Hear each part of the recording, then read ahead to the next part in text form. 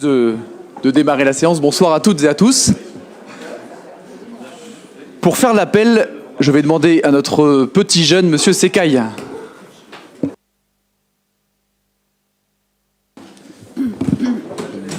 Bonsoir à tous. Monsieur Chambon-Julien. Madame Simonin-Elsa. Madame Labus-Eva. Monsieur Battistini-Clément. Madame Martineau-Sandrine. Monsieur Chambert-Julien. Monsieur Pierre-Miquel. Monsieur Audrechy-Christophe. Madame Collet-Marina. En retard, elle arrive. Monsieur Hadji Secaille, donc moi-même présent. Monsieur Maga-Silver, en retard, il a prévenu, il arrive. Madame Châtelet-Brigitte. Présente. Monsieur Decamaret Gilles. Présent. Madame Dufour Florence. Présente. Madame Herbrecht Christine a donné pouvoir à Monsieur Audrechy. Madame Leclerc Céline. Madame Leland Constant Isabelle a donné pouvoir à Madame Martineau. Monsieur Borde Joël a donné pouvoir à Madame Châtelet. Monsieur Rousset Serge. Présent. Madame Gouard Sarah a donné pouvoir à Monsieur Secaille. Madame Ribaud de Picard Delphine. Monsieur Cadio Laurent a donné pouvoir à Monsieur Miquel. Monsieur Simonin Sébastien a donné pouvoir à Monsieur Chambon Julien. Monsieur Joël Atté. Madame Odino Janik. Monsieur Michaud Jean-Marc. Monsieur Hérault Christophe. Monsieur Fontana Alexandre. Madame Collet Jennifer. Monsieur Bertrand Romain. Présent. Monsieur Goud Christophe. Présent.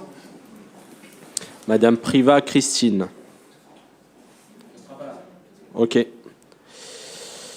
Monsieur Leclerc Grégory. Présent. Madame Michel Fleur. Ok. Monsieur Cadiou Patrick a donné pouvoir à Monsieur Leclerc Grégory. Monsieur Boivin Claude a donné pouvoir à Madame Bellala Monica. Madame Duplat Marie-Chantal. Madame Bellala Monica. Merci à tous. Merci.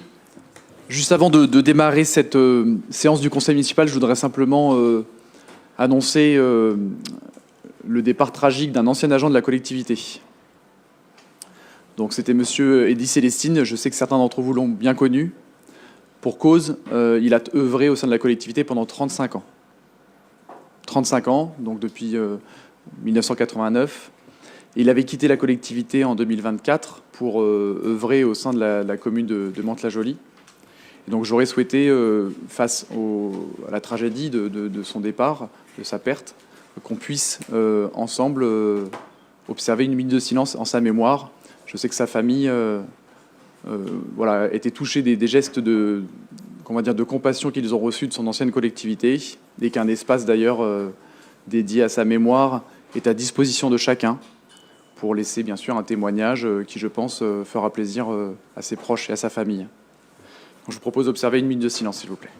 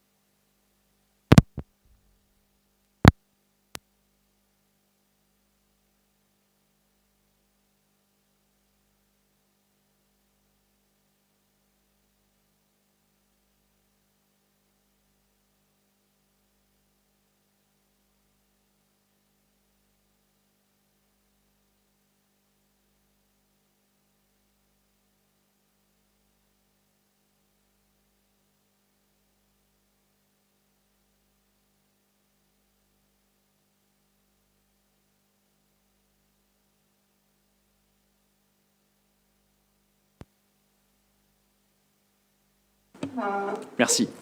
Juste avant de démarrer le conseil municipal, je voulais également faire une annonce, mais je ne doute pas que chacun en a conscience ici, que le conseil municipal ne peut être, bien sûr, l'écho de la campagne électorale. Donc j'invite chacun à la prudence dans ses propos, puisque le conseil municipal étant bien évidemment l'enceinte délibérante de la commune, tenue avec les moyens de la commune, elle ne peut pas mettre à disposition de tout type de discours électoral ses moyens. Donc c'est pourquoi j'invite chacun à la réserve qui lui est sa responsabilité dans le cadre des échanges du conseil municipal. Voilà. Mais bon, je ne doute pas que chacun en avait parfaitement conscience. Est-ce qu'il y a des questions sur le procès-verbal du 16 décembre? Oui, Madame Bellala, je vous en prie. Alors, je vais tenter de ne pas avoir de propos à caractère entre guillemets électoral. J'aurais juste... En fait, on vous avait demandé lors du Conseil de décembre de nous confirmer si le Conseil de janvier serait bien le dernier de la mandature et donc que ce mandat se terminerait sans débat d'orientation budgétaire et sans présentation du budget. Voilà, donc pas de réponse, mais je doute que ce sera bien le dernier Conseil de la mandature. Et j'invite les Auvilloises et les Auvillois à lire la tribune que nous avons consacrée au risque de finir un mandat sans budget avant mars. Et je voulais aussi simplement souligner que de notre côté, dans notre opposition, nous finissons ce mandat de façon soudée, et je tiens à le souligner, parce que malheureusement, ce n'est pas le cas de votre côté. Voilà, je vous remercie. J'ai pas noté je crois qu'il y avait une question orale sur ce sujet-là. Donc vous aurez des éléments de réponse au moment de la question orale. Je n'ai pas noté de questions sur le procès-verbal. Si personne n'en a, je vous propose de l'adopter, le cas échéant. Qui est contre? Qui s'abstient? Une abstention, Monsieur Hérault. Donc adopté, je vous remercie.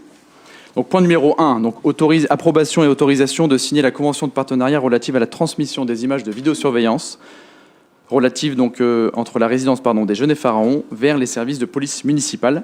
Donc, comme vous le savez, la ville de Houille dispose d'un parc de caméras raccordé au centre de supervision urbain dans les locaux de la police municipale qui vise à l'exploitation du dispositif de vidéosurveillance dans son ensemble. Donc en 1984, d'ailleurs, la copropriété de la résidence avait autorisé un passage public sous bâtiment et à l'intérieur de l'ensemble de la résidence. En 2021, la ville de Houille, elle, a accordé une aide financière à la résidence des Genêts Pharaons en vue de l'installation de caméras de vidéosurveillance sur cette servitude de passage, afin de prévenir les atteintes à la sécurité des personnes. Donc il est proposé aujourd'hui au conseil municipal, dans le cadre de la politique de prévention, des atteintes bien sûr à la sécurité des biens et des personnes menées par la ville, d'autoriser donc la signature de cette convention relative à la transmission des images de vidéosurveillance vers les locaux de la police municipale, mais également conclue avec le préfet des Yvelines et le syndicat de copropriété de la résidence des Genêts Pharaons.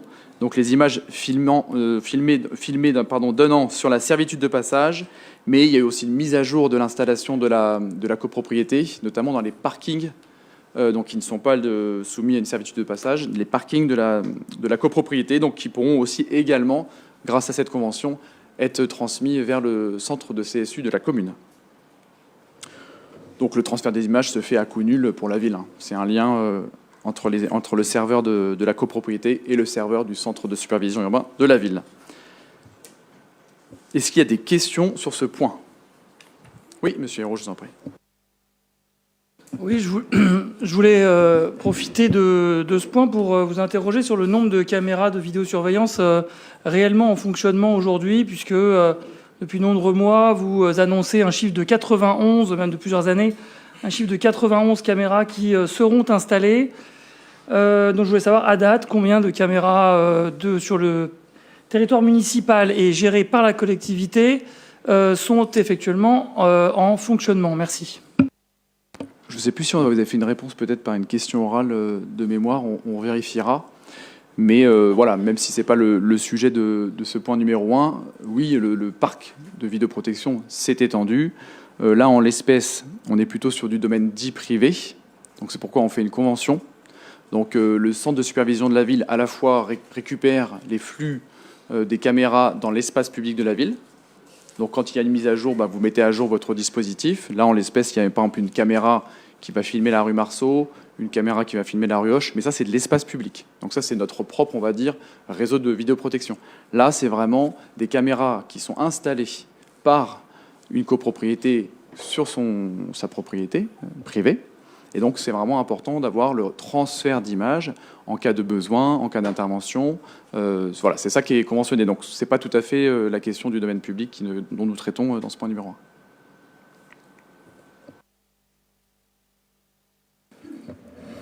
Non, avec mes collègues, on est un peu étonnés de lire qu'il y a des problèmes de sécurité au Pharaon Genet, etc. Vu les posts qu'on peut lire sur les réseaux ces derniers temps, c'est vrai que c'est plutôt étonnant.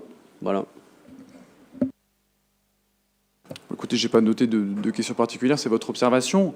La caméra, elle a un double intérêt.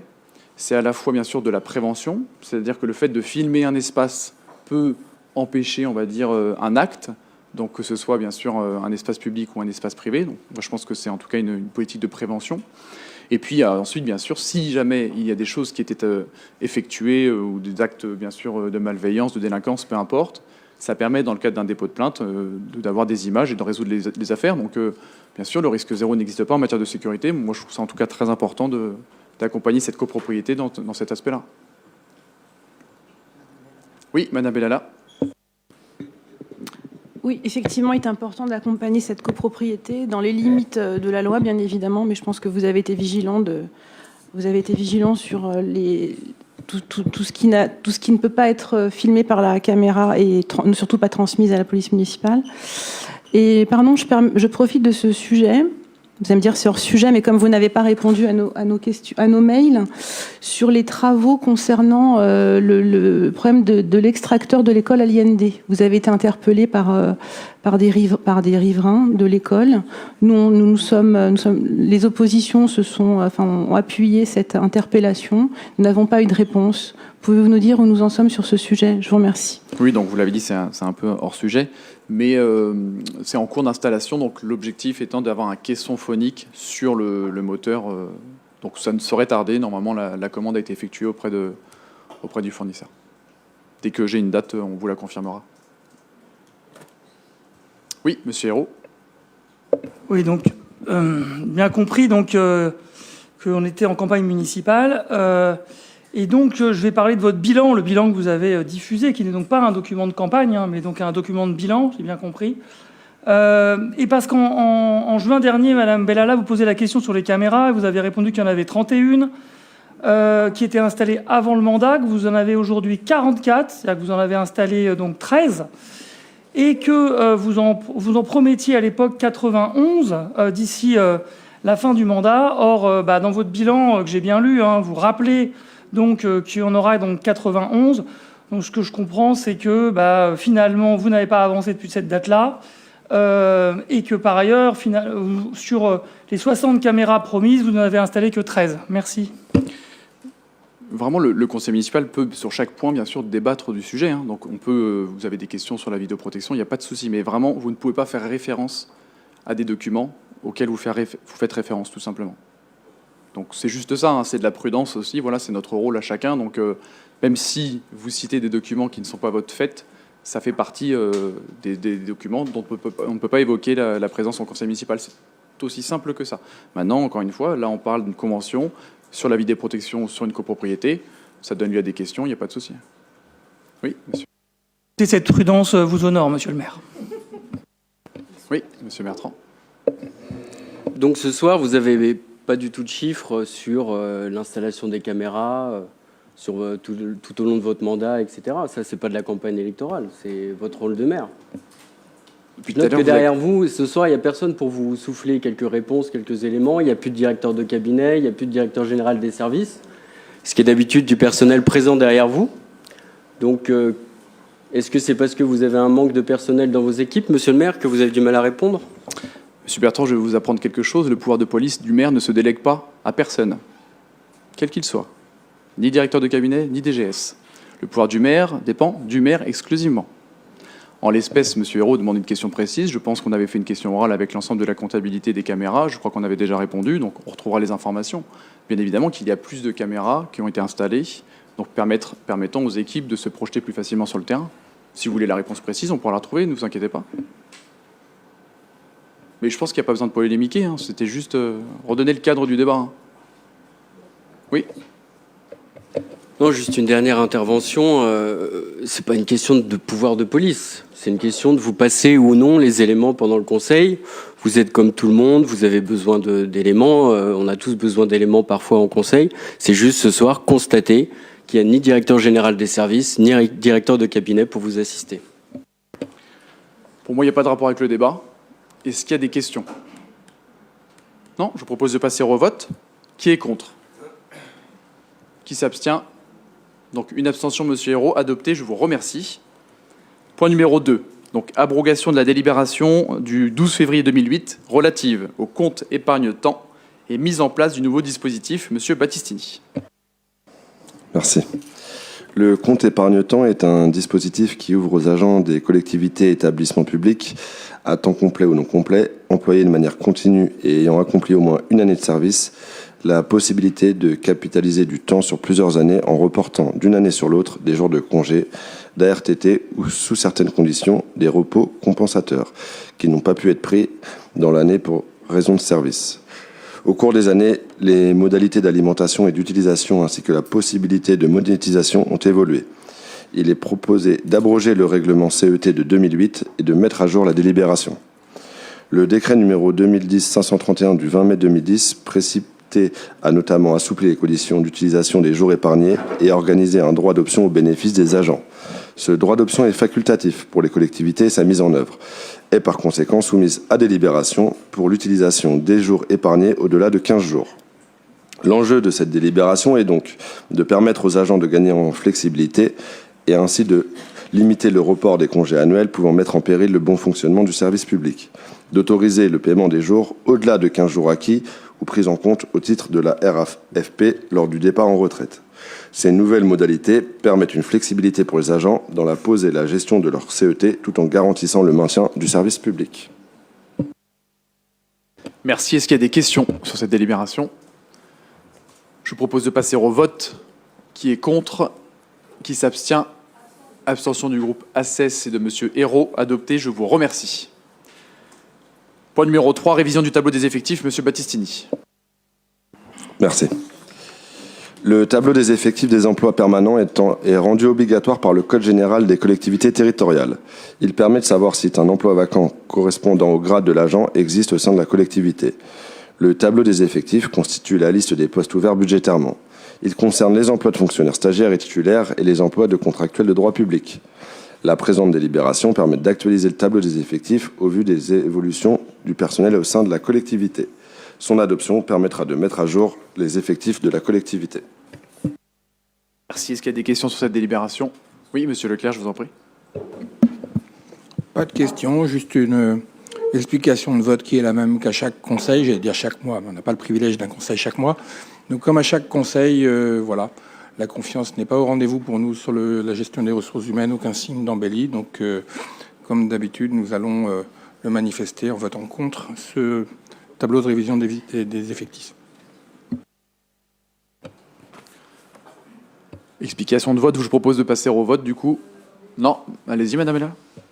Oui, une explication de vote. Bah, écoutez, on n'a plus aucune commission, plus aucune information sur rien, donc nous, on va simplement s'abstenir. Je vous remercie. Oui, Monsieur Hérault, je vous en prie. Oui, je voulais profiter de cette question pour savoir si vous pouvez nous transmettre le chiffre du turnover 2025 de la collectivité, comme cela avait été fait de manière très diligente les années passées. Merci. C'est noté. Oui. Aujourd'hui. Bah écoutez, moi je vous dis, on note votre question et on vous apportera la réponse. À quel conseil municipal, pardon? On peut vous faire des mails, vous avez le droit, vous savez. Ah, par mail. Ok, merci. Monsieur Fontana. De ma part, je m'abstiendrai également pour les mêmes raisons que Madame Bellala. Oui, Monsieur Goutte, je vous en prie. Sur les ressources humaines, est-ce que le poste de chef de police de la police municipale est ouvert? Pas à ma connaissance. Non, il n'est pas ouvert. Vous me certifiez qu'il n'est pas ouvert? Je comprends le sens de votre question. Ok.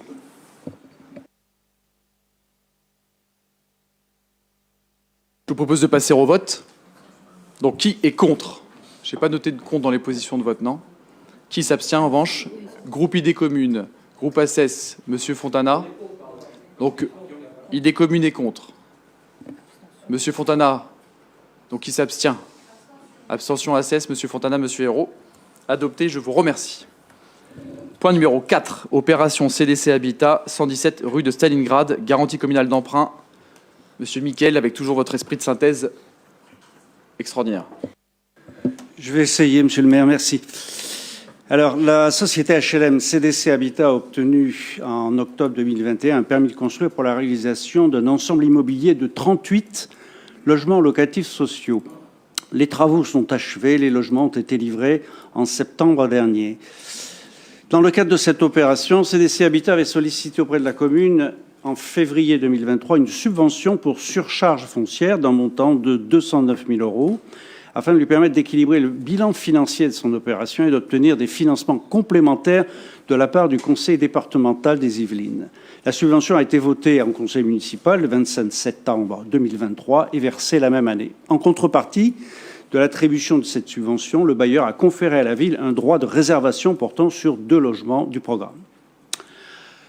Dans le courrier de 17 février 2023, CDC Habitat avait également sollicité la commune afin de garantir 100% du contrat de prêt d'un montant total de 4 609 000 € souscrit auprès de la Caisse des dépôts et consignations. Cette garantie d'emprunt permet à la commune de bénéficier cette fois de 8 droits de réservation supplémentaires. Il est donc proposé à l'Assemblée, premièrement, d'accorder la garantie communale pour 100% du contrat de prêt. Deuxièmement, d'approuver la convention de réservation des 8 logements. Je vous remercie. Merci, vous avez été parfait. Est-ce qu'il y a des questions, Monsieur Leclerc, je vous en prie? Bon, alors pour cette délibération, pour ceux qui connaissent la référence à ce vieux film, ça rappelle un peu l'histoire sans fin. À chaque conseil, cette délibération revient pour d'autres opérations, pourquoi pas. Mais à chaque conseil, nous disons ne pas être informés et en mesure de voter. J'ai sous les yeux donc le procès-verbal du conseil du 18 novembre dernier, page 45. Réponse de Monsieur Mickel. Sur le bilan des garanties d'emprunt et des logements, nous sommes au mois de novembre. Nous ferons un bilan à la fin de l'année. Nous le ferons donc dans les jours qui viennent et nous ne manquerons pas de vous le transmettre. Demande de ma part relancée au dernier conseil municipal en décembre, à propos pareil de garantie, mais toujours pas de nouvelles, toujours pas d'informations, pas de visibilité sur les stratégies logement de la ville, sur les engagements pris vis-à-vis du préfet, sur le nombre de logements sociaux envisagés sur la période en cours, sur le caractère réellement déductible ou non des dépenses déductibles qui nous ont été présentées. Nous ne sommes pas en situation de voter ce point qu'il mériterait pourtant. Explication de vote plutôt que des questions. Oui, Monsieur Goutte, j'en prie. Oui, j'aimerais que vous donniez une réponse, Monsieur le maire, sur pourquoi on n'arrive pas à avoir ces documents. Moi, j'ai noté plutôt d'un point de vue, mais Monsieur Mickel, peut-être. Oui, le bilan de l'année dernière est en train d'être fait, il est en cours dans les services. Il sera fait d'un jour à l'autre.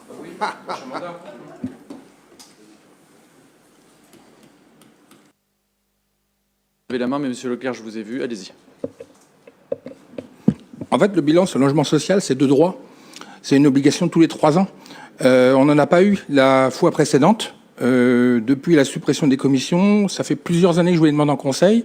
À chaque fois, c'est reporté à plus tard. Et là, franchement, nous dire que ça a pris un peu de retard, bah oui, évidemment, ça sera sans doute rendu consultable peut-être après les élections. C'est pas sérieux de nous priver de cette information-là, qu'on ait au moins les bonnes raisons de dire oui, non, on est d'accord, on n'est pas d'accord, un vrai débat. Donc non, ce n'est pas un point de vue, c'est un questionnement sur pourquoi l'information minimale requise ne nous est pas fournie. La question de ce soir, elle porte sur la garantie d'emprunt pour une opération en particulier, Monsieur Leclerc. La question, et vous l'avez déjà eu d'ailleurs, ce débat a déjà eu lieu. Est-ce qu'on doit ou pas garantir des emprunts sur la construction de logements sociaux? On a déjà eu ce débat. Nous, on choisit en effet de les garantir.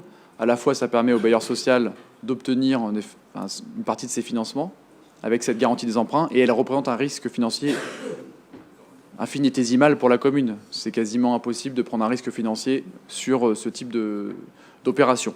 Donc moi, j'y suis plutôt favorable, et ça nous permet en effet d'avoir une partie, ça a été dit, en contrepartie des droits réservataires. Donc il y a un intérêt pour moi à agir de la commune. Là, ce soir, c'est la question qui se pose. Alors il y avait Madame Bellala, Monsieur Goutte, je suis désolé. Oui, C'est pour appuyer la demande de Monsieur Leclerc. Oui, j'ai régulièrement interpellé Monsieur Miquel sur le fait que le bilan triennal n'était plus soumis à délibération au conseil municipal, comme c'était le cas avant. Par exemple, vous n'avez pas présenté le bilan SRU 2020-2022, ni transmis les objectifs SRU que vous a fait parvenir le préfet pour la période 2023-2025. Non, je parlais du, c'est complémentaire. Enfin, c'est complémentaire à la demande de Monsieur Leclerc. Voilà. Moi, je suis élue depuis 12 ans. On a toujours voté le bilan triennal et depuis que vous êtes maire, on ne le vote plus. Voilà. J'ai jamais eu l'explication. Donc, donc, vous pouvez faire des diagrammes là avec des chiffres. On ne sait pas d'où ça vient, à quoi ça correspond. On ne sait pas. On ne sait pas. Voilà, on ne sait pas sur quoi. Enfin, voilà, on ne sait pas la réalité des choses. Voilà, tout à fait.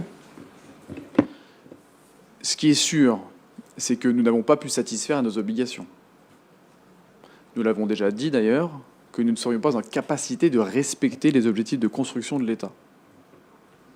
À la fois parce que nous avons fait le choix de refaire notre PLU, on l'a déjà dit maintes et maintes fois dans cette Assemblée. Ça nous a permis d'argumenter vis-à-vis de l'État que nous n'arrivions pas à construire ce que nous devions construire dans ce que vous appelez la fameuse triennale. Nous l'avons d'ailleurs assumé pleinement, on l'a dit publiquement, dans cette Assemblée, auprès des services de l'État. Ce qu'il est intéressant de noter, c'est que malgré le fait que nous n'ayons pas atteint ces objectifs-là, la ville de Houille n'a pas été carencée. Ça veut dire qu'elle n'a pas perdu son droit de préemption urbain, comme c'est déjà arrivé par le passé. Et nous n'avons pas été, on va dire, lourdement condamnés à un surplus d'amendes. Nous avons conservé, bien sûr, des amendes, parce que nous n'avons pas notre taux légal de logement social, mais nous n'avons pas été surcondamnés à payer plus d'amendes, contrairement à d'autres villes qui, de la même manière, n'avaient pas atteint leurs objectifs. C'est vrai que nous avons été capables, on va dire, d'argumenter la position villoise, et donc nous n'avons pas eu cette carence, cet arrêté de carence que redoutent de nombreux maires sur les logements sociaux. Voilà, ça, ce sont des faits. Oui, Madame Bellala et après Monsieur Goutte. Je rends hommage à votre habileté pour toujours noyer le poisson. Quel rapport entre le fait qu'on n'ait pas atteint les objectifs et le fait qu'on ne présente pas le bilan triennal ?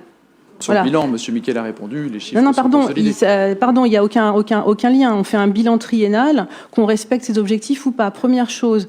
Ensuite, je vais redire ce que j'avais déjà dit ici.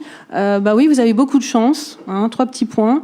Le maire de l'Étang-la-Ville, je ne citerai pas son nom, lui, à peine élu, il s'est fait retoquer par le préfet et il a dû aller en justice pour justement négocier à la baisse les pénalités que l'État lui a imposées.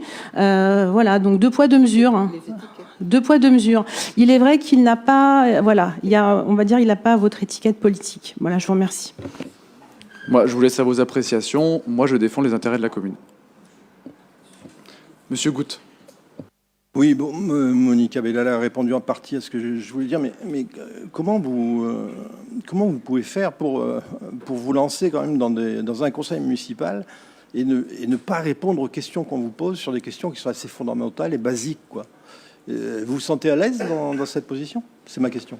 Est-ce que, Monsieur Goutte, vous avez des questions sur la délibération numéro 4?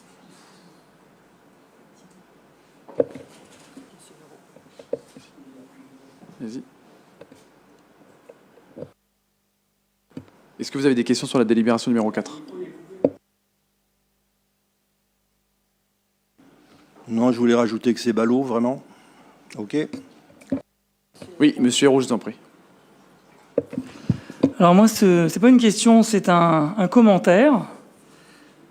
Donc, écoutez, les questions de mon collègue Grégory sont souvent très sages et nous indiquent une direction. Et vous, bizarrement, quand il vous indique la direction, vous regardez le doigt. Et à ce titre, je voudrais quand même, puisque manifestement c'est le dernier conseil municipal, profiter du fait que vous êtes devenu expert en dissimulation. Puisque, comme ça a été rappelé là encore une fois, vous ne transmettez jamais ou extrêmement rarement les documents auxquels on a droit. Donc le bilan du CCAS, les chiffres de sécurité sur lesquels vous vous appuyez ensuite pour faire une communication abondante, je dirais même surabondante. Les rapports d'inspection des centres de loisirs, le montant des frais d'avocat que vous dépensez pour attaquer les Auvillois, etc., etc., etc. Merci. Est-ce que je vous propose de passer au vote, puisqu'il n'y a plus de débat sur cette délibération numéro 4, visiblement? Oui, monsieur Leclerc, je vous en prie. Vous nous avez fait un bel exposé sur à quoi servent les garanties d'emprunt et en quoi la ville en bénéficie. C'est parfait, on le sait très bien, on les a toujours votées jusqu'à être privés d'informations. Donc, je réaffirme à tous ceux qui nous entendent que nous sommes favorables au dispositif, que les rares financements que nous n'avons pas accordés, c'est parce que le plan de financement a été négocié au moment de l'attribution de l'autorisation d'urbanisme et qu'il n'y en avait pas besoin. Sinon, nous les accordions et nous négocions les logements associés avec. C'est juste vous, votre privation d'informations récurrentes, qui nous prive de l'opportunité de voter pour, malgré le fait que nous soyons favorables à ce dispositif. Merci. Je vous propose de passer au vote. Qui est contre? Oui, allez-y, madame Ella. Non, vous dites qu'il y a eu un débat, mais il n'y a absolument pas de débat, c'est un dialogue de sourds. Pour les plus âgés d'entre nous, moi ça me rappelle, vous savez, une émission politique avec un homme politique bien connu qui disait « Moi je suis venu avec mes questions, enfin vous êtes venu avec vos questions et moi avec mes réponses ». C'est extraordinaire en fait. Je crois que c'était Georges Marchais. Tout à fait, absolument. Communiste. Absolument, tout à fait. C'est un monsieur Marchais, tout à fait. Je me rappelle très bien, je suis assez vieille pour m'en rappeler. Mais voilà, donc c'est consternant. Écoutez, madame, c'est votre appréciation. C'est un spectacle consternant. C'est votre appréciation. Oui, c'est un spectacle consternant. Mais on ne répond pas aux questions. Je on n'a n'entends plus pas de débat dans commission. votre propos. Le débat, c'est-à-dire qu'il est impossible ici. Il est impossible le débat, puisque quand on pose des questions, vous ne répondez pas. Et puis on pourrait rappeler le nombre de fois qu'on a dû saisir la CADA, qu'on a dû interpeller les services de l'État, qui, submergés par leurs problèmes de sous-effectifs pour assurer leur rôle correctement, de contrôle de légalité, bien souvent ne nous répondent pas. Enfin, franchement, moi j'alerte les Auvillois. Voilà, alerte rouge. Merci. Point numéro 4, donc. Qui est contre? Qui s'abstient? Donc, ACES, Idées Communes et Monsieur Fontana, adopté. Je vous... Ah, excusez-moi, j'avais compris qui s'abstient. Donc, Idées Communes s'abstient, Monsieur Fontana s'abstient, Monsieur Hérault s'abstient, et groupe ACES, vous votez pour. Adopté, je vous remercie. Point numéro 5, donc, même débat, j'ai envie de dire, mais opération cette fois 21-23, rue du commandant Rénal. Monsieur Miquel. Oui, merci, monsieur le maire. Donc, la ville de Houille a initié en 2018 une consultation pour la réalisation de logements locatifs sociaux sur 6 tènements fonciers lui appartenant, suite à des préemptions ou des acquisitions amiables afin de répondre aux exigences de la loi SRU. Parmi ces 6 tènements fonciers, il y a celui du 21-23 rue du commandant Rénal. La société HLM Immobilière 3F, dit 3F, retenue au terme de la consultation, a proposé sur le terrain situé à cette adresse la réalisation en maîtrise d'ouvrage directe d'une opération de 30 logements locatifs sociaux. Immobilière 3F a obtenu un permis de construire pour la réalisation de ce projet. Le conseil municipal a approuvé par délibération du 22 novembre 2018 la cession du terrain d'assiette de l'opération et en 2021, le versement d'une subvention pour surcharge foncière déductible de son versement SRU afin de contribuer à l'équilibre financier de l'opération. En contrepartie de la subvention pour surcharge foncière d'un montant de 240 000 €, I3F s'est engagé à consentir 6 droits de réservation pour la commune. Dans le cadre de cette opération, I3F sollicite aujourd'hui la commune de Houille afin de garantir le contrat de prêt d'un montant total de 7 706 000 € souscrit auprès de la Caisse des dépôts et consignations. Cette garantie d'emprunt permettra à la commune de bénéficier de 6 droits de réservation supplémentaires dans cette opération. Et donc, il est proposé à l'Assemblée de voter, d'accorder la garantie communale pour ce contrat de prêt, premièrement, et deuxièmement, d'approuver la convention de réservation de 6 logements dans cette opération. 6 logements supplémentaires. Je vous remercie. Merci. Est-ce qu'il y a des questions? Je vous propose de passer au vote. Donc, qui est contre? Qui s'abstient? Groupe Idées Communes. Monsieur Fontana. Qui est pour le reste? Adopté, je vous remercie. Est-ce que vous aviez des questions sur les décisions? Oui, Monsieur Bertrand, je vous en prie. Il faudra peut-être appuyer, je pense que ça n'a pas fonctionné. Non, alors moi, c'est pas une question sur les décisions. Simplement, comme c'est le dernier mandat, dernier conseil, pardon. Lapsus révélateur peut-être, on le saura bientôt. Mais comme c'est le dernier conseil ce soir, j'aimerais d'une part remercier les élus des communes avec qui j'ai eu le plaisir de siéger pendant 6 ans. Saluer le travail de l'ensemble des élus, que ce soit les élus minoritaires ou des élus de la majorité. Et avoir un mot ce soir pour les agents de notre commune qui ont travaillé pour cette commune pendant 6 ans, parfois avec difficulté, on le sait. Mais en tout cas, les remercier chaleureusement et leur tirer un grand coup de chapeau. Ce dernier conseil, malheureusement, il était à l'image de ceux d'avant. On a demandé à l'intelligence artificielle de calculer. Je crois qu'on est à quelques 200 documents non transmis qui ont été demandés à la fois par le groupe ACES et le nôtre, et Monsieur Hérault. Je crois qu'il est évident que la démocratie mérite mieux, en tout cas, plus de transparence, plus d'échanges. Ce soir, c'était un langage de sourds entre une opposition qui cherche des éléments, qui cherche à se nourrir, pour nourrir sa réflexion également, qui aimerait bien transmettre des éléments aussi aux Auvillois qui nous en demandent sur l'état des finances, sur l'état des logements sociaux, etc. On aimerait bien leur donner, mais on n'a rien. Et puis une majorité, qui s'enferme. Effectivement, ce soir, il y a pas d'agent derrière vous pour vous aiguiller. Voilà, ça finit un peu tristement. Mais en tout cas, vous allez vexer les agents qui sont là. Oui, mais il n'y a pas d'agent pour vous aider. D'habitude, c'est... Excusez-moi, mesdames. Moi, je trouve qu'elle nous aide bien. D'habitude, c'est... Oui, faites le fanfaron, vous avez raison. Votre directeur de cabinet vient de partir. C'est vrai que c'est tout à fait le moment. Et le DGS, qui n'est pas là depuis au moins 4 mois, c'est quand même très inquiétant. Sur le reste, voilà, je voulais remercier un dernier mot, monsieur le maire. Pas de questions? Non, pas de questions, juste remercier le public. Ce soir, vous êtes nombreux, mais effectivement, on n'est pas nombreux. Mais voilà, je voulais seulement les remercier pour leur accompagnement pendant ces 6 ans. Vous voyez que la censure ne sévit pas. Vous intervenez en dehors de tout cadre du conseil municipal alors qu'on parle des décisions. C'est pour juste constater que vous avez pu prendre la parole. Monsieur Fontana, je vous en prie. Alors, juste pour préciser, le conseil n'est pas terminé, hein. Il y a quand même des décisions, il y a peut-être des gens qui ont des questions, et nous avons des questions orales. Donc si vous le souhaitez, on peut peut-être vous laisser un temps à la fin du conseil. Oui, Monsieur Fontana. On clignote. Moi, je veux bien intervenir au moment des questions orales en fin de conseil municipal si vous me... Il n'y aura pas de caméra, mais je ne suis pas là pour être filmé, ça me... Il n'y a aucun problème. Voilà, merci beaucoup. Je vous propose la fin du conseil, si vous le souhaitez, prendre la parole. Est-ce que vous avez des questions sur les décisions? Oui, Madame Bellala, je vous en prie. Écoutez, moi, je vais effectivement me revenir sur les questions, sur les décisions, pardon. Alors, étonnamment, nous voyons revenir les décisions non formalisées, notamment concernant la direction des événementiels. Je me demande si c'est pas lié à ma question orale aussi, où je m'inquiétais, mes interprétations régulières, où je m'interrogeais sur les coûts de toutes les manifestations, festivités, etc. pour les Auvillois. Donc voilà, donc on a quelques éléments, mais bon, c'est parcellaire, mais bon, ça le mérite au moins de revenir.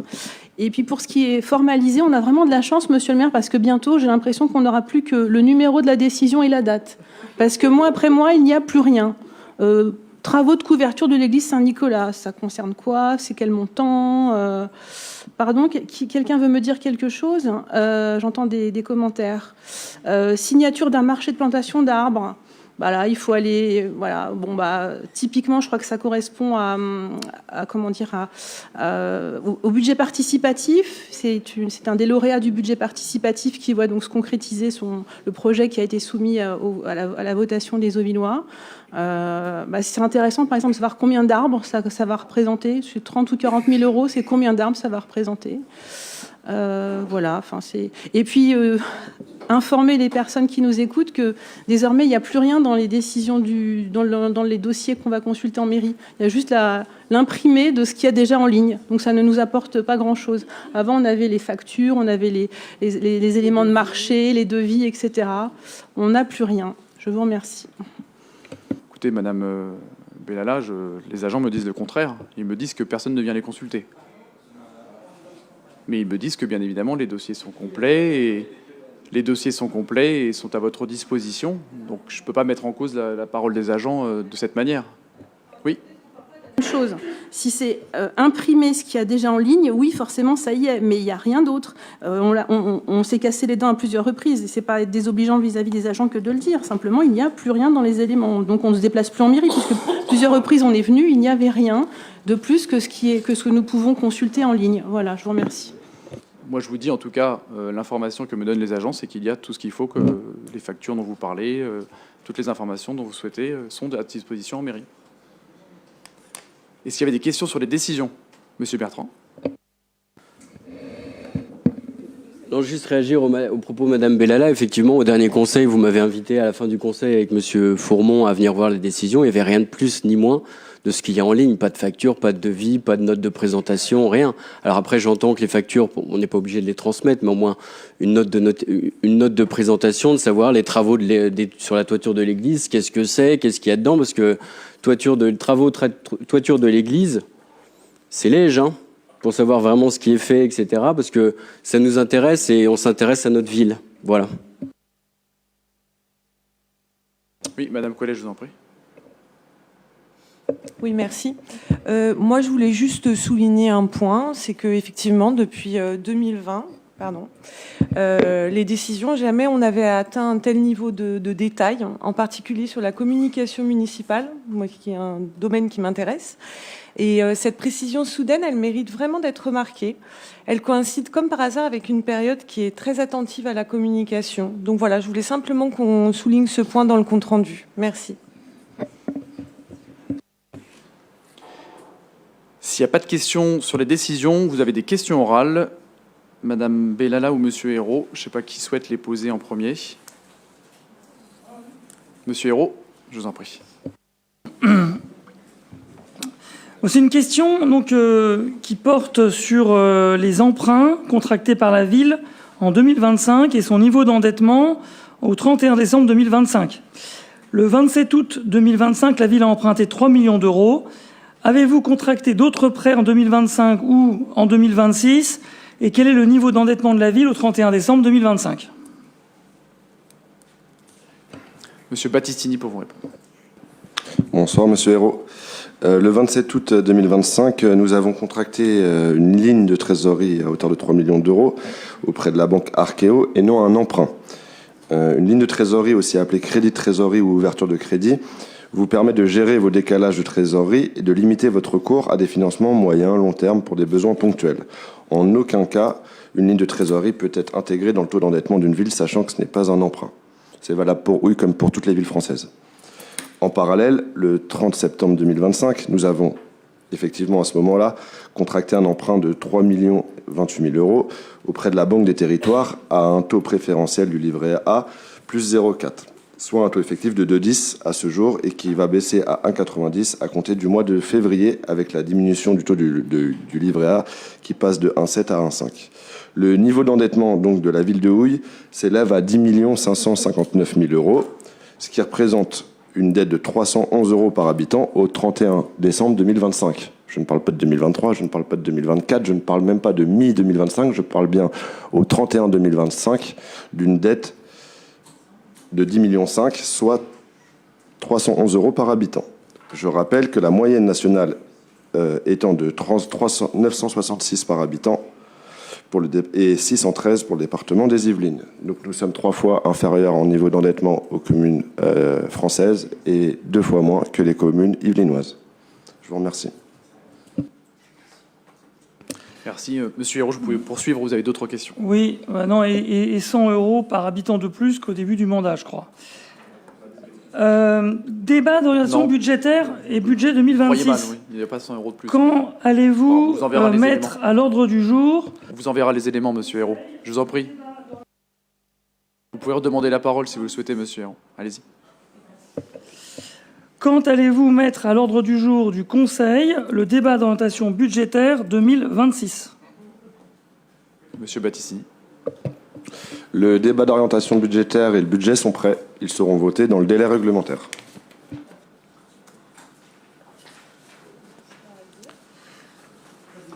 Troisième question. Prévoyez-vous de présenter au vote du Conseil un budget 2026 avant le premier tour des élections municipales 2026 ? Même réponse.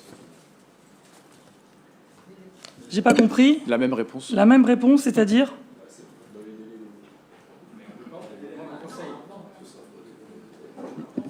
D'accord. Est-ce que vous pouvez nous rappeler les délais légaux dans ce cas-là ? 30 avril. 30 avril. D'accord. Alors donc, ce que je comprends, hein, parce que quand on vote un budget, et notamment quand on fait un débat d'orientation budgétaire, on est obligé de consolider un petit peu les résultats de l'année précédente.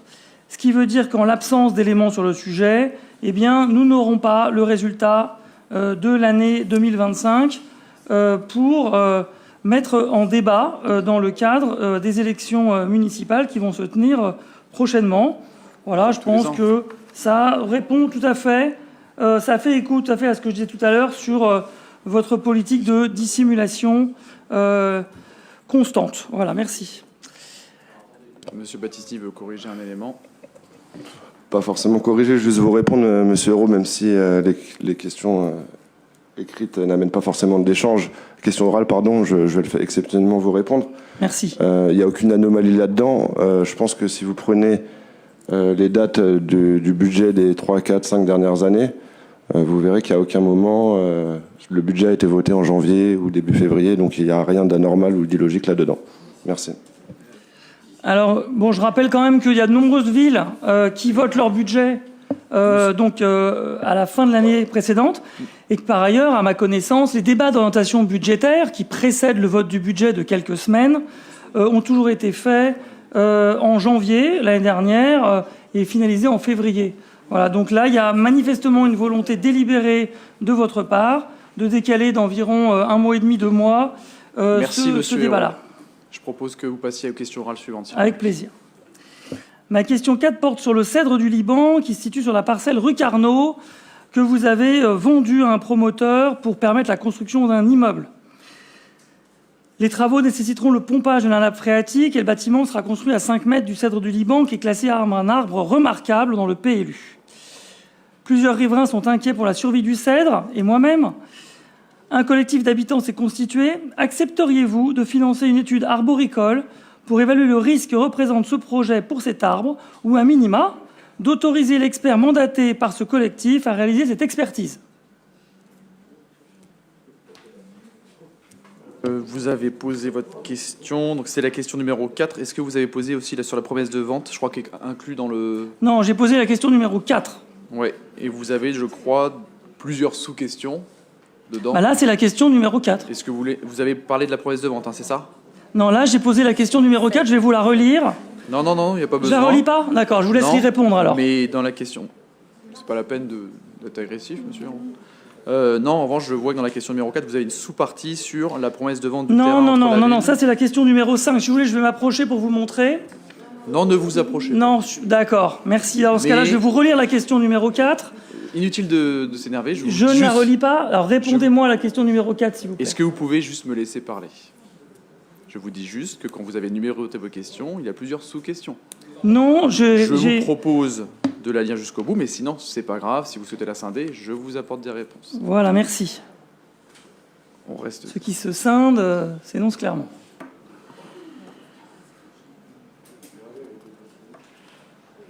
Donc, par rapport à votre question, l'étude donc, sur l'arbre est prévue dans le cadre de la promesse de vente de la ville. Donc il y a une obligation dans le cadre de cette promesse qui est décrite en effet de protection de l'arbre remarquable, notamment durant la phase des travaux, qui est la phase la plus délicate. Il y aura bien une étude phytosanitaire qui sera faite. pour déterminer l'état de santé de l'arbre. Et bien sûr, on cherche tous à ce qu'il ne se passe rien concernant sa santé. Donc il y aura une protection de l'arbre qui sera prévue dans un diamètre, on va dire, de 7 mètres autour de l'arbre. Ensuite, sur le détail du projet, et notamment l'espace public, le projet donne lieu après une placette publique. Donc on a été vigilant à ce que l'aménagement de la placette, dès l'instant où elle s'approche, le revêtement s'approchera de l'arbre, en fait on aura un système désimperméabilisé avec des pavés qui laisseront passer l'eau de pluie, pour encore une fois favoriser l'infiltration des eaux pluviales et bien sûr l'alimentation de l'arbre. Je crois que le cèdre du Liban boit beaucoup comme arbre. Mais bon, ça c'est un petit détail. Bah écoutez, je vous remercie pour cette réponse très précise. Est-ce que, Monsieur Hérault, vous pouvez juste respecter la parole, s'il vous plaît? Mais bien sûr. Je vous la redonne quand c'est votre Mais tour. merci. Merci. Voilà, donc je disais, les cheminements auront vertu, en tout cas, à favoriser l'infiltration des eaux de pluie, plus on se rapprochera de l'arbre. Vous avez la parole. Merci. Alors, cette question a été peu ou prou posée le 16 décembre dernier en conseil municipal par Madame Bellala. Et vous avez répondu à l'époque que l'étude arboricole serait à la charge du promoteur. Là, j'entends donc que dans la promesse de vente, qui n'a pas été présentée en conseil municipal, mais qui a été annoncée... Pardon, je finis. Non, ça permet d'enchaîner sur la question 5, laquelle que vous vouliez entendre à toute force tout à l'heure. Monsieur Hérault, vous lisez les questions orales. Oui. Par définition, là, je ne vois pas ce que vous avez écrit dans ce que vous dites. Oui, mais donc, vous voyez, vous m'entendez, entendons-nous. Les questions orales ne donnent pas lieu à un débat. Oh, mais c'est pas un débat. Vous les posez telles que vous les avez envoyées. D'accord, très bien. Ensuite, je vous apporte mes réponses. Mais pardon, mais si vous voulez que ce soit un tout petit peu intelligible, et c'est votre souhait, je crois, d'être bien compris et bien entendu. Est-ce que vous pouvez juste reprendre le fil de vos questions? Oui, je vais reprendre. Mais je dis simplement, donc, transmettez-nous la promesse de vente, s'il vous plaît. Parce que ça, c'est une nouveauté. Ce n'est pas dans la délibération votée le 16 décembre. Par ailleurs, j'entends que l'arbre sera protégé sur 7 mètres. Aujourd'hui, le permis de construire prévoit la construction de l'immeuble à 5 mètres au droit de l'arbre. Donc là, il y a quand même une petite question qui restera à trancher. Question 5. La promesse de vente du terrain, du dit terrain entre la ville et le promoteur, a-t-elle été signée? Pourriez-vous nous la transmettre? Et dans quelles conditions suspensives à la vente reste-t-elle levée? Quand le terrain sera-t-il définitivement cédé au promoteur? Donc la promesse de vente a été signée le 22 décembre 2025. Les conditions suspensives donc, sont les suivantes. Le caractère définitif donc, de la révision du PLU approuvé le 10 juin 2025. Le caractère définitif du permis de construire. L'absence de surcoût loi sur l'eau et la commercialisation de la crèche. Donc la promesse de vente, elle est consentie pour une durée expirant le 30 novembre 2026. Vous aviez d'autres questions? Oui, ce n'était pas ma question. C'est quelles conditions suspensives à la vente restent à lever? Je viens de vous dire que par définition, toutes ces conditions sont dites suspensives. Dès l'instant où elles seront levées, l'achat pourrait être effectué. D'accord, donc vous me dites que le PLU n'est pas... Parce que vous dites que c'est soumis au changement du PLU, donc j'avais compris que le PLU était définitivement approuvé. Non, il y a le caractère définitif qui n'est pas encore totalement approuvé. Ah d'accord, ok. Et il y a encore des recours sur le permis de construire, du coup, puisque vous me dites qu'il y a encore une condition suspensive vivante. On a une possibilité de recours jusqu'au 28 janvier. Jusqu'au 28 janvier, ok. Vous avez une question, je crois, sur la crèche. Moi, j'avais doté le numéro 5. Oui, tout à fait. La crèche privée, rue Carnot, toujours sur cette parcelle, hein, on parle du même promoteur, etc. Votre projet, donc, rue Carnot, prévoit la destruction d'une crèche publique actuellement fermée de 50 berceaux de 913 mètres carrés et la construction d'une crèche privée de 500 mètres carrés. Combien de berceaux comptera cette nouvelle crèche? Donc, vos chiffres que vous annoncez sont erronés. Il y aura davantage de berceaux dans la nouvelle crèche. Et la nouvelle crèche sera bien évidemment plus fonctionnelle, sécurité, ce qui n'était pas le cas dans l'ancienne crèche. Alors, mes chiffres sont erronés. Quels sont les bons chiffres, s'il vous plaît? Parce que là, c'est des chiffres que j'ai lus dans la délibération que vous nous avez présentée au vote le 16 décembre. Hein. Il y aura plus de berceaux dans la nouvelle crèche que dans les anciennes. D'accord. Donc, les chiffres sont faux ou ils sont bons? Vos chiffres sont erronés. Ils sont Erroné. Erroné. Alors, quels sont les bons chiffres, alors? Je vous ai dit, il y en aura plus que les 50 Non, mais personnes moi, je qui ne vous ai pas existaient. donné de chiffre de berceau, je vous ai donné la surface. Vous avez encore une fois posé votre question, je vous ai apporté une réponse. Ah Vous bah passez à la voilà, suivante. vous voyez, Georges Marchais est parmi nous. Maison Monsieur médicale. Hérault, si vous le souhaitez, les questions orales s'arrêtent maintenant. Il y a un an. C'est comme vous le décidez. Soit vous jouez le jeu, soit vous êtes insolent. Mais et ah bah vous je continuez, joue soit on là. joue le jeu. Il y a un an, vous n'étiez pas en mesure de nous indiquer combien seraient loués les cabinets médicaux de la maison médicale. En savez-vous plus à ce jour? Première question, sous-question. Avec quel praticien avez-vous trouvé un accord pour qu'il s'installe dans la maison médicale? Et combien parmi eux ne sont pas déjà installés à Houille? Donc je le disais, le montant du loyer de la maison médicale, ce sera le prix du marché, à l'instant où on établira le contrat de location, avec une décote de 30% par rapport à ce prix du marché. Donc si, par exemple, la maison médicale ouvre là, j'en sais rien moi, au milieu de l'année 2026, on prend l'indice de référence des loyers commerciaux 2026 et on fera une décote de 30%. Donc ça, c'est toujours ce qu'on a décidé de faire. Il y a bien sûr plusieurs médecins qui ont d'ores et déjà signé un engagement d'installation dans cette maison médicale. Donc il y a des médecins qui n'étaient pas installés à Houille et qui se sont installés à l'occasion de cet engagement. Et il y a un médecin en revanche qui était installé auparavant sur Houille, mais qui a fait le choix de maintenir son activité professionnelle, sinon elle partait à la retraite, dans la perspective d'intégrer la maison médicale. J'ai pas entendu le chiffre que vous avez dit sur le nombre de médecins. Alors du coup, je vous ai dit le chiffre. On a 4 médecins. Donc je pense que comme ça de tête. Donc on a un généraliste, 2 généralistes. On a un ORL. Donc ça, ce sont 3 médecins qui se sont installés récemment dans le cadre de la perspective d'engagement dans la maison médicale. On a le docteur pédiatre, qui s'est installé, qui aurait pu cesser son activité, que les OUA connaissent bien et qui a choisi de prolonger son activité dans le cadre de cette installation. Et on a un médecin généraliste supplémentaire qui ne va pas tarder.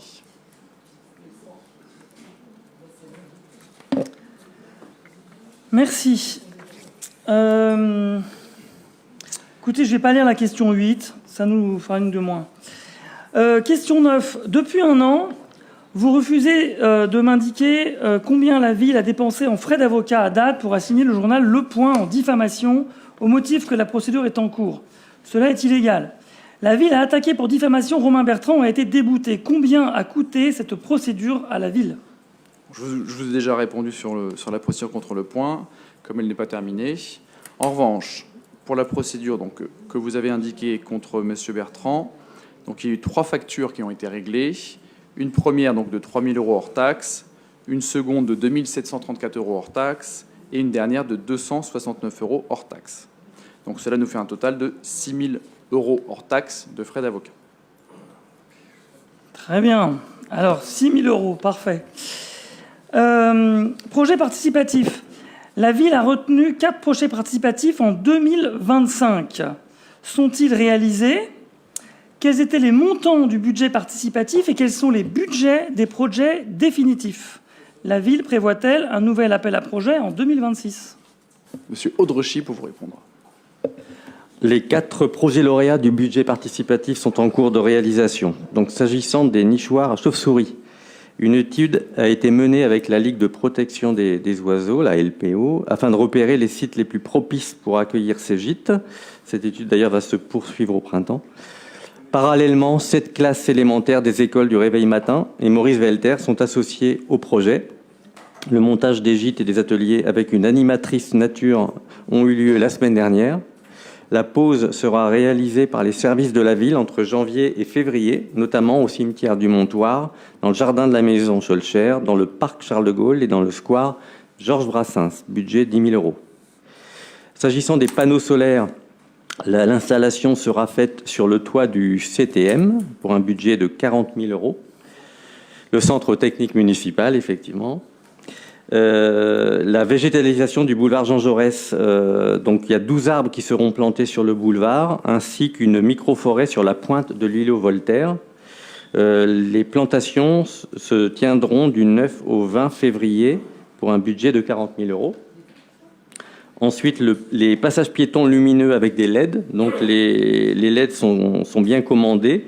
La livraison aura lieu en première quinzaine de février. L'entreprise devrait les poser en deuxième quinzaine de février. Budget 10 000 €.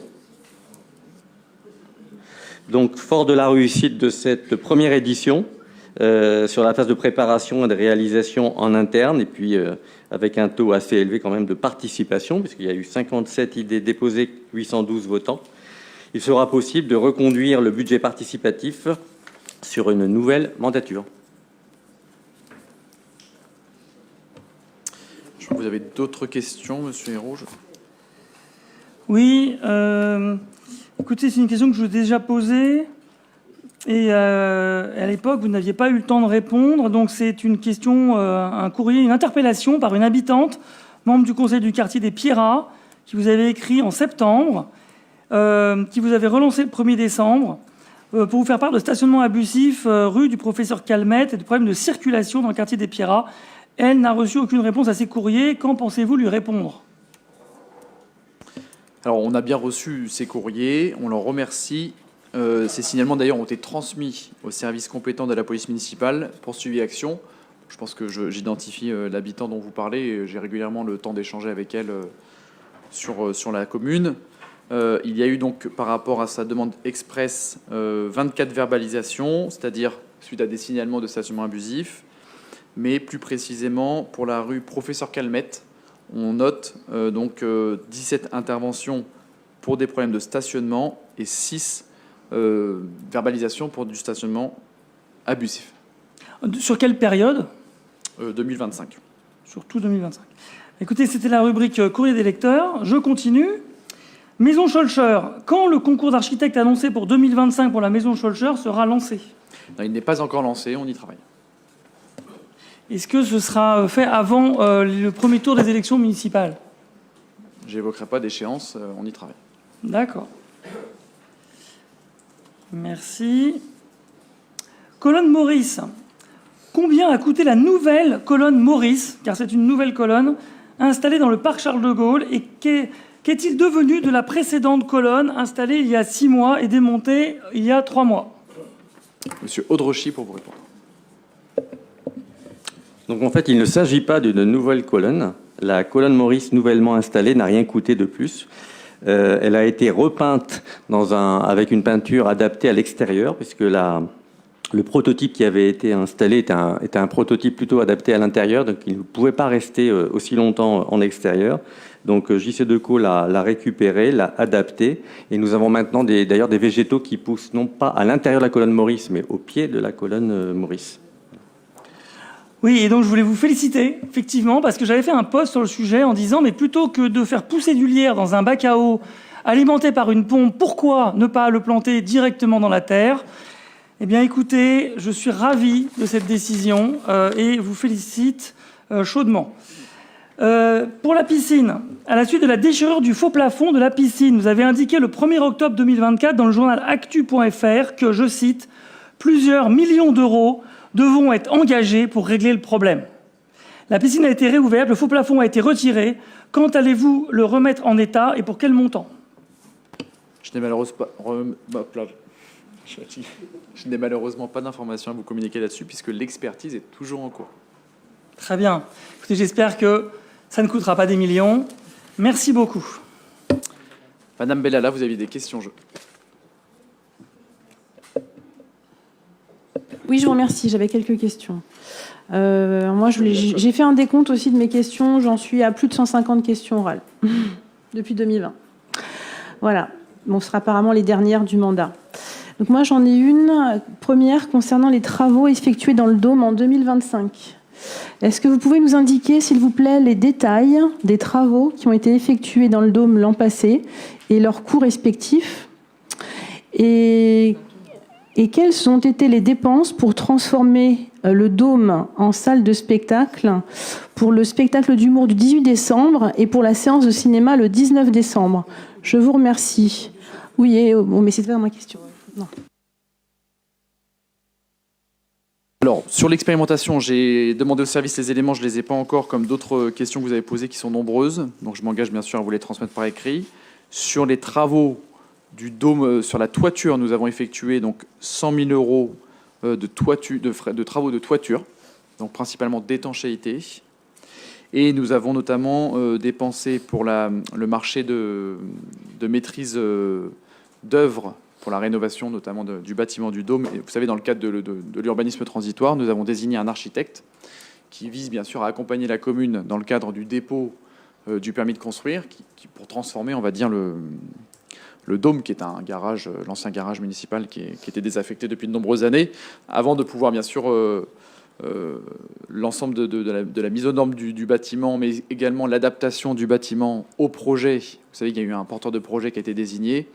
Cette personne-là a exprimé son besoin, et donc des transformations sont nécessaires dans le cadre d'une autorisation d'urbanisme. Donc les frais du maître d'œuvre de l'architecte s'élèvent à 39 600 euros hors taxe. Ça, c'est les chiffres consolidés que je peux vous transmettre aujourd'hui. Pour les autres, j'ai besoin que les services m'apportent d'autres éléments.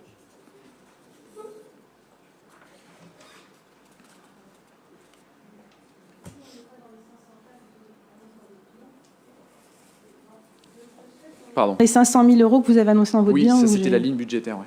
Ah, c'est pas pareil. Ah oui, d'accord, mais c'est pas d'accord. Non, mais ça, bah voilà, comme ça. Bah écoutez, je suis contente d'avoir posé la question parce qu'entre une enveloppe annoncée et ce qui a été réellement investi, c'est quand même tout à fait différent. Je vous remercie. Comme quoi, les questions orales, c'est vraiment utile. Vous aviez pas d'autres... Si vous aviez d'autres questions. Oui, j'en ai encore 3.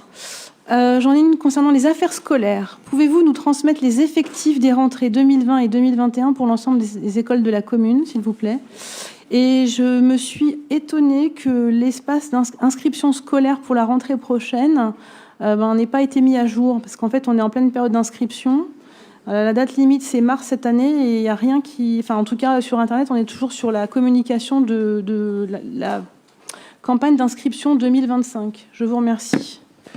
Sur l'inscription, donc mardi 20 janvier, il y a une mise à jour aujourd'hui même, avec une date de limite de dépôt au 20 mars pour les inscriptions scolaires. Et sur les chiffres, j'avoue, les services ne m'ont pas communiqué le détail. On est de mémoire à 3500 enfants scolarisés, mais dès que j'ai le chiffre sécurisé, je vous l'envoie. 2020 et 2021, vous aviez demandé, hein, c'est ça?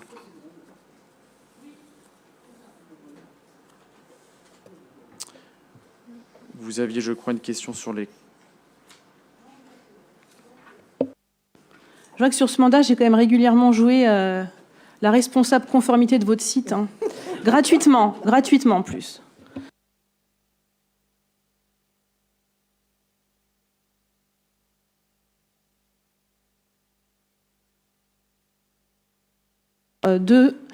Alors, c'est en lien avec la remarque que j'ai faite tout à l'heure sur les dépenses du service événementiel.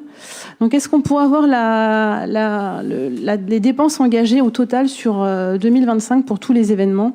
Alors, moi, dans ma question, elle est non exhaustive, hein, parce que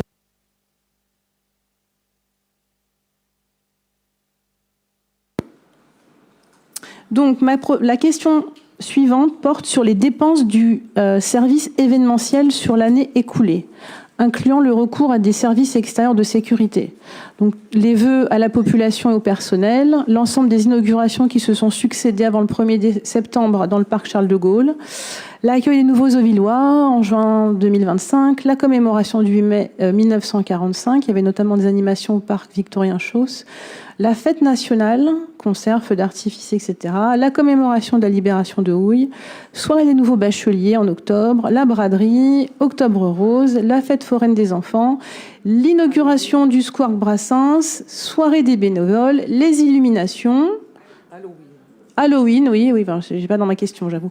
Marché de Noël, tous les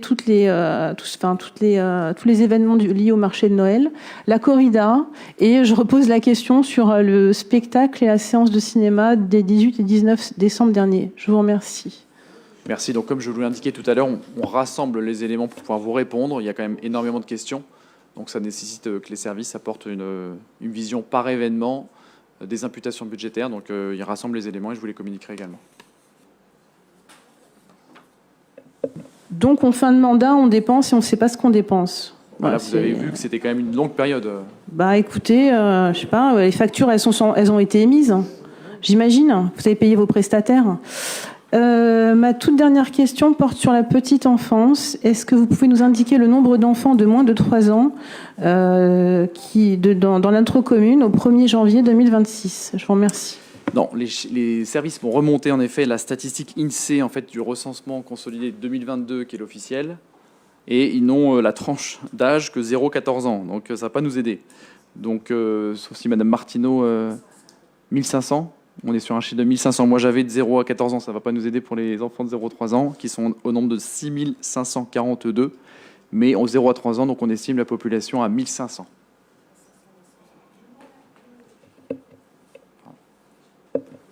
Je vous remercie.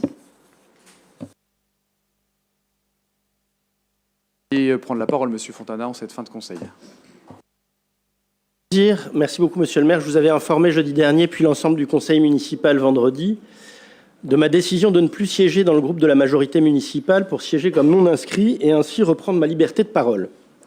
En 2020, je vous avais soutenu car j'estimais, comme de nombreux Auvillois, que la ville avait besoin d'alternance après 25 ans avec le même maire à la tête de la ville.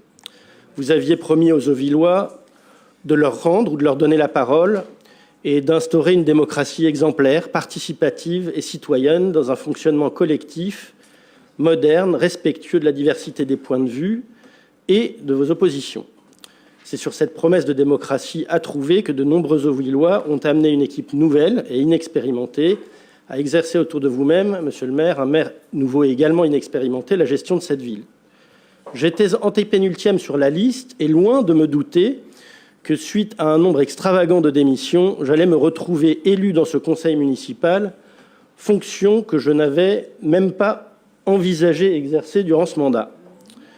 Depuis que je siège ici, la majorité a tout d'abord supprimé une commission de contrôle des appels d'offres, la COMAPA, qui avait été mise en place suite à une de vos propositions de promesses de campagne et qui consistait à réunir dans une commission consultative et non obligatoire les élus de la majorité et de l'opposition pour suivre les appels d'offres passés par la ville, commission supprimée.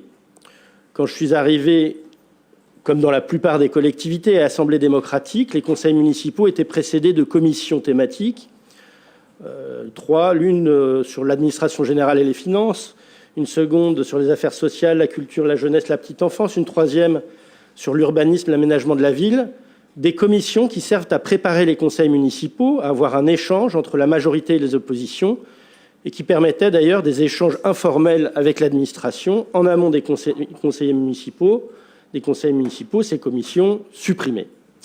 La majorité a réduit le temps de parole des oppositions et leur possibilité d'interroger le maire. Je m'étais d'ailleurs exprimé à cette occasion en manifestant mes réserves. Le temps démocratique des oppositions a été réduit, le pire étant que le maire et certains de ses adjoints, avec un mépris assumé, ne répondent que très rarement, en fonction du bon vouloir, aux oppositions. Je ne vais pas reprendre la liste des interpellations restées sans réponse et des questions qui se sont encore allongées ce soir, régulièrement relancées par les oppositions restées sans réponse. Je veux juste souligner que répondre à ces oppositions, c'est d'abord répondre aux Auvillois qui n'ont pas été vos électeurs lors des élections et qui constituent de fait une majorité d'Auvillois. Conseil après conseil, mois après mois, la situation s'est empirée. Les ordres du jour arrivant de plus en plus tard, parfois, les conseillers municipaux, pas plus de la majorité que de l'opposition, je veux rassurer l'opposition, n'avaient connaissance des délibérations qui allaient être soumises encore 2 jours avant les conseils.